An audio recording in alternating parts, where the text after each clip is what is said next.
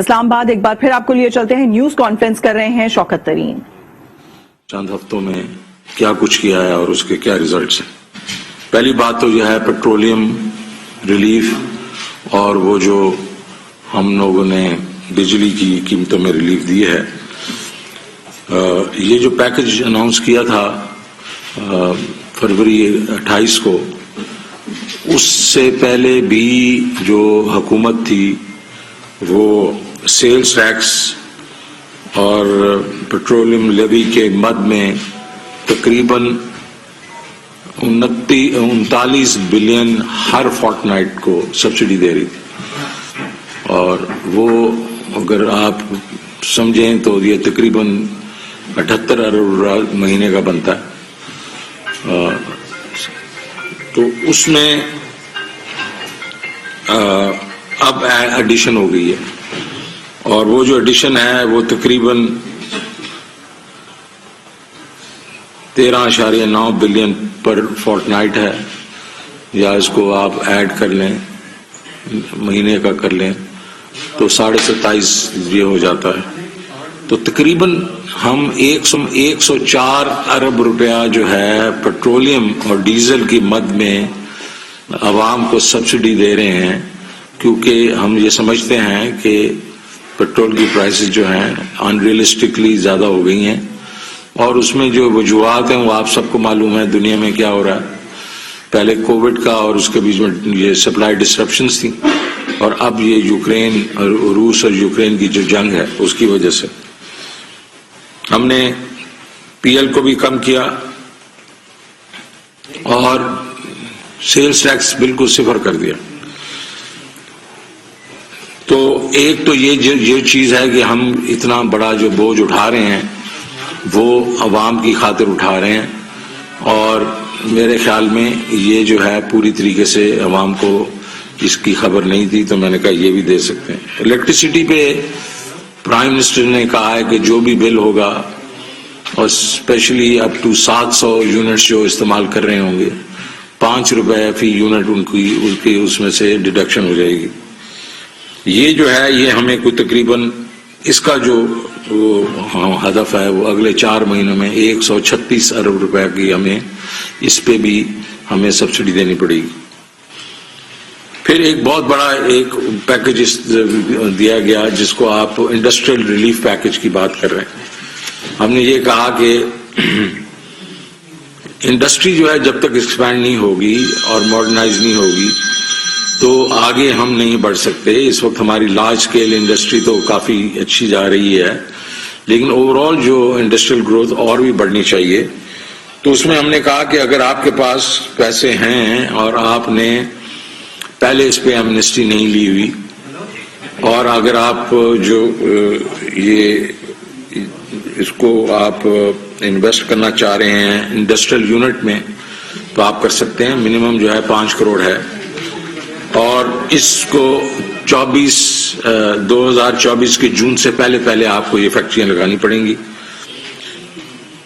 Bank defaulter جو ہیں 3 سال کا بینک ڈیفالٹس ہیں وہ بھی اس میں نہیں حصہ لے سکتے۔ تو یہ ایک بہت بڑا ایک قدم ہے جس کے بیچ میں انڈسٹری نے اس کے اوپر کافی لبیک کہا، اور کہا کہ یہ اچھی بات ہے۔ اس کے بیچ میں ایک اور ہم لوگوں نے بھی ایک پیکج دیا، وہ ہے سکھ انڈسٹریز کا۔ اگر آپ کی 3 سال سے لاس میکنگ انڈسٹری ہے تو آپ اس کے اوپر جو ہے ہم اس کے جو لاسز ہیں، اگر کوئی اور اس میں پیسے ڈالتا ہے یا کوئی اور اس کو خریدتا ہے تو اس کے جو لاسز ہیں وہ ہم ایڈجسٹ کر دیں گے۔ اور اس کے لیے ہم نے کہا ہے کہ 3 سال جو ہے وہ اس میں آپ بے شک ایکوزیشن میں لگائیں، اس کو ٹرن اراؤنڈ کرنے میں لگائیں، اور اس میں فورن انویسٹمنٹ بھی آ سکتی ہے۔ تو سکھ ریوائول اور سکھ ملز جو ہیں اور کافی ہیں وہ، تو ان کو بھی ہم نے ریوائیو کرنے کی کوشش کر رہے ہیں۔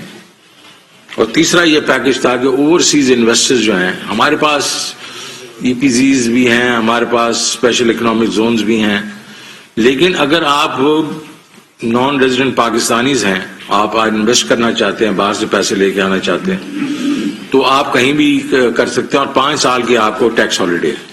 تو یہ بھی ہم نے اوورسیز پاکستانیز کے لیے کیا۔ اس کے علاوہ ہم نے ایک بہت بڑا جو مدد دی ہے وہ آئی ٹی سیکٹر کو دی ہے. ہمارے خیال میں آئی ٹی ہمارے لیے ایک سیویئر ہوگا. اس وقت آئی ٹی پچھلے سال کچھ 47% اس نے گرو کیا. اس سال میرے خیال میں کوئی 70% پلس پہ جا رہا ہے, اور ہم چاہ رہے ہیں کہ ان کو ہم انسینٹو دیں تاکہ وہ اگلے سال سے کوئی تقریباً 100% کے اوپر وہ انکریز کریں, اور اگلے 5-6 سال میں ان کی ایکسپورٹ جو ہے وہ $50 بلین ہوگی.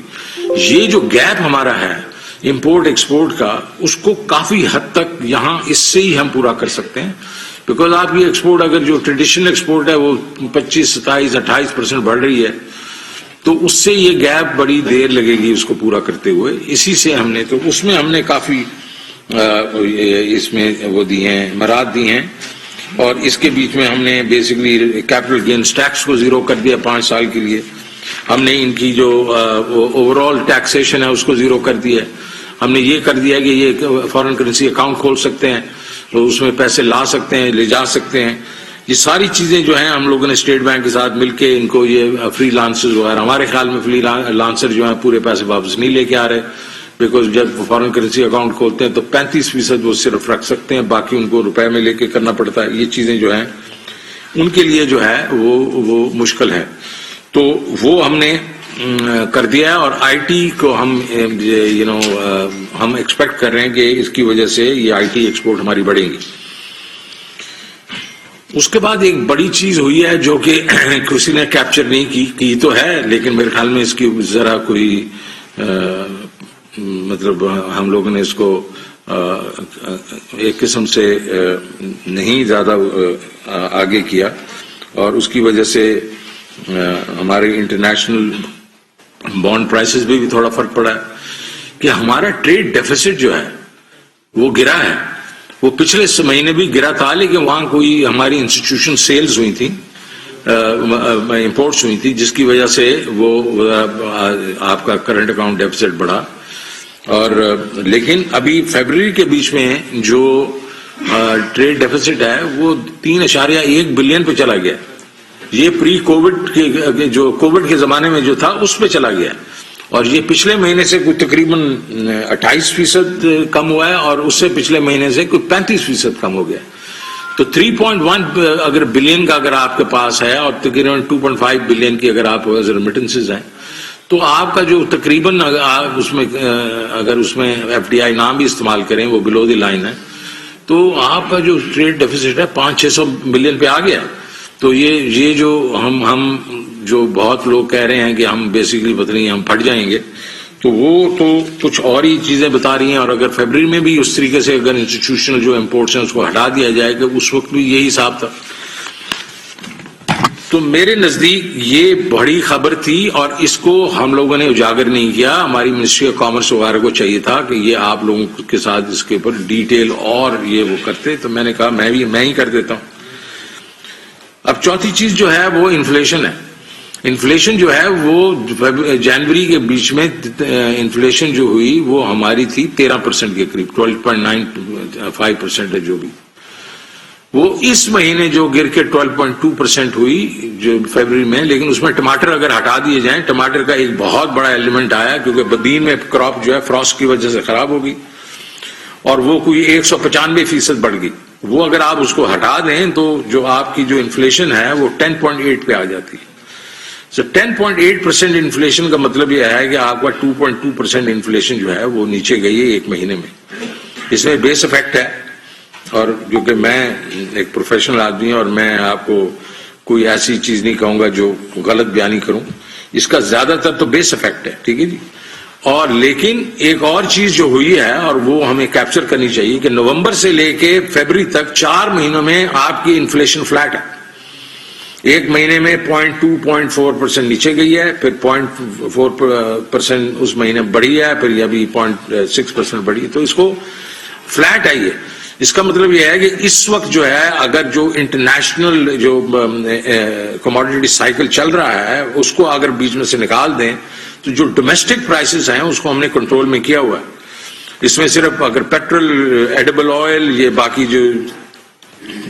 جو ہے کوئلہ وغیرہ یہ سی پی آئی میں سے نکال دیں تو آپ جو اس وقت جو ہے وہ ہمارے کنٹرول میں. سو ہم نے صرف یہ دیکھنا ہے کہ یہ جو کموڈٹی سائیکل ہے یہ کب رہے گا, اور اس میں تو کوئی کچھ نہیں کہہ سکتا, کیونکہ اس وقت تو کل بائیڈن نے بھی کہا ہے اپنی عوام کو کہ بھائی جان یہ آپ یہ جو چیزیں, یہ انفلیشن, ہائی انفلیشن آپ کو بیئر کرنی پڑے گی کچھ عرصے تک.